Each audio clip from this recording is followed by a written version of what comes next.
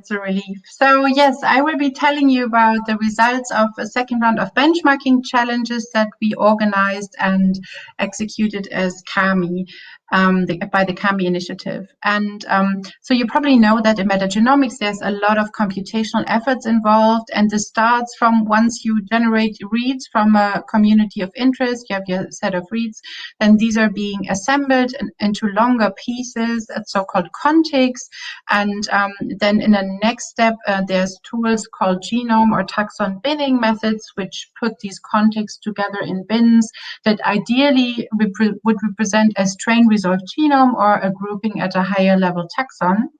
And these bins then, if they are genomes, draft genomes, can then be analyzed regarding the questions that you're interested in.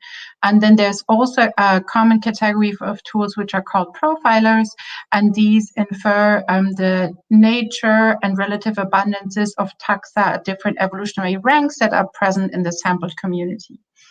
And so until a couple of years ago, it was a big challenge that in computational metagenomics, there was no real consensus about how to benchmark those methods, so which data to use, which evaluation procedures and metrics. And this made life rather complicated, both for developers as well as for people trying to make sense out of the benchmarking results that were published in different method papers and to compare them with each other and find the best tools for a particular purpose. And because of this, together with two colleagues, Alex Gerber and Thomas Rattay, I founded CAMI, which stands for Critical Assessment of Metagenome Interpretation, at the Isaac Newton Institute in a metagenomics program run at that time point. And CAMI aims to provide a comprehensive and as objective as possible evaluation of metagenomic software. And this follows in the footsteps of similar initiatives that are run in other areas of computational biology, such as, for instance, CASP, which is assessing protein structure prediction tools. And this really helps to establish best practices and standards in these fields. And so in CAMI, the idea is that really the community makes all the design decisions, so everybody is welcome to join and to decide on the data sets that are being used for challenges, the metrics that are relevant for evaluating the results, and the principles of how the challenges are being run. And it was decided that we need high quality and extensive different types of benchmark data because there's so much variation of the data that's being generated in the field. And importantly, that it also includes genomic data of organisms for which we do not find high quality genomes in reference databases, because that's how it is also for real communities. Evaluation measures should be informative, both to applied developers as well as to applied researchers, as well as the developers.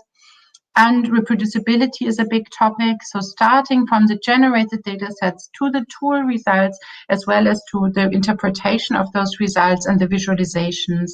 And the focus is on these common categories that are specific for metagenomics analysis.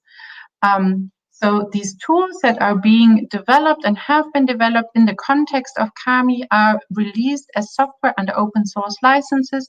For instance, AIMER, OPAL, and MetaQuast for the benchmarking and assessment of different types of tool results, and also CAMI II and CAMI Sim, which are used to generate the simulated microbial community and metagenome benchmark data sets from genomic information. And so in the second round of CAMI challenges, we just released the manuscript describing this and the results of the different tools. So it's available on bioRxiv. And this focused on 3 common tool categories that I outlined just a minute ago, and also a pathogen, a clinical pathogen detection challenge. And to prepare for that, we had workshops in different locations starting in 2007. And then the structure was such that in early 2019, we released challenge data sets, and then participants could, in a first stage, submit assembly results. So yeah, the CAMI, I'm going to tell you a bit about the CAMI II challenge data sets. So these included both unpublished genomes, but also public genomes to allow assessment of assembly of difficult regions. They had many more samples than in the first CAMI challenge, so up to 100 samples, and this time also included long and short reads. And they were environment specific in part, so we had a marine data set, a plant associated data set. we had a high strain diversity data set and this aforementioned pathogen detection data set that was given to us from the Robert Koch Institute, a real life scenario. So the data was simulated from 1,700 microbial genomes, which included fungi and also plant hosts, as well as new viruses, plasmids, and other high copy circular elements. And so the biggest sample was the strain madness with 400 gigabase pairs of sequence, and all samples had both long and short reads, and the plant-associated sample had both PacBio and Oxford Nanopore data. So here you can look a bit at the detailed composition of these data sets. So on the x-axis, you see the number of included genomes per data set, and the blue is the number of unique genomes, and in the orange coloring is genomes with closely related other genomes present, so common strain diversity. And the strain madness, you see, like it's almost entirely made up of like 9 big strain clusters with an average nucleotide identity of genomes of more than 95% to each other, whereas marine and plant associated included a more balanced partition of unique and common strain genomes, as well as viruses and plasmids. So we had in early 2020, when the challenge started, we had it around 350 registrations, so people getting access to the data sets from all around the globe. And then after all challenges closed, considering submissions for the 5 different categories of tools that we had submissions by 30 teams, and they submitted for those 4 different data sets overall more than 5,000 tool results, covering 76 different programs and their versions. And this included 11 assemblers on those 3 data sets, either using single sample or pooled sample assemblies and combining both hybrid or assemblies or just short read assemblies. 11 different genome binners, binning the perfect gold standard assemblies and also real mega hit assemblies across the data sets. 9 Taxon binners, binning either gold standard assemblies or read samples for the different data sets, and they're all, for all of these tools, we have all these different versions. And then 14 different taxonomic profilers and their versions, also with results for those different data sets. And finally, 10 different submissions for this clinical pathogen challenge. And because of the time limitations, I can't tell you more about all the detailed results. For that, I would refer you to the preprint on bioRxiv, but just a very brief high-level summary. So in comparison to the first CAMI challenge, in assemblies, we saw up to 20% improvement across the relevant metrics for the different tools, and hybrid assemblers were found to be perform better for difficult to assemble regions such as 16S RNA genes, and both for short read and hybrid assemblies, strain diversity and low coverage is a challenge, so then assembly quality decreases. For genome binning, there was a really lot of variation in results and metrics across the metrics and the different data sets and data types.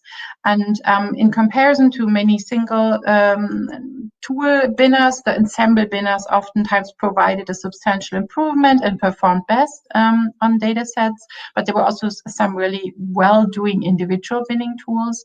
And we found that in addition to strain diversity, which decreases genome binning quality, assembly quality also affects that. So if you have a low quality assembly, a real assembly with many short contexts, gives you a substantially lower quality genome binning.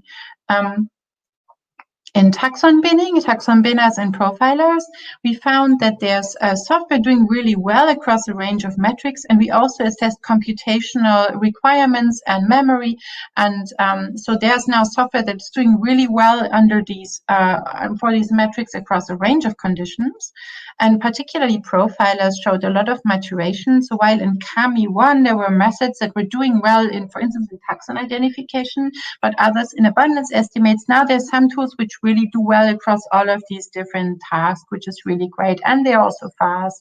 So the general trend was the performance is good for higher ranks until the genus level, but for lower bacterial ranks and viruses and archaea, there's still challenges. And then finally, clinical pathogen detection challenge. So there were submissions that successfully identified the right pathogen, but it wasn't reproducible. So just for further details, please go to this article that is on the bioRxiv.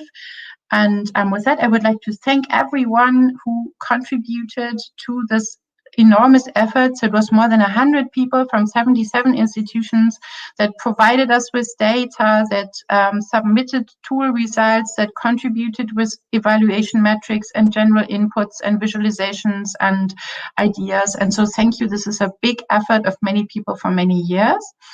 And next slide, please. So we would love to have you also involved. So CAMI is for everyone. If you would like to join us, you can always visit the Microbiome Cozy page, and there's information about CAMI there.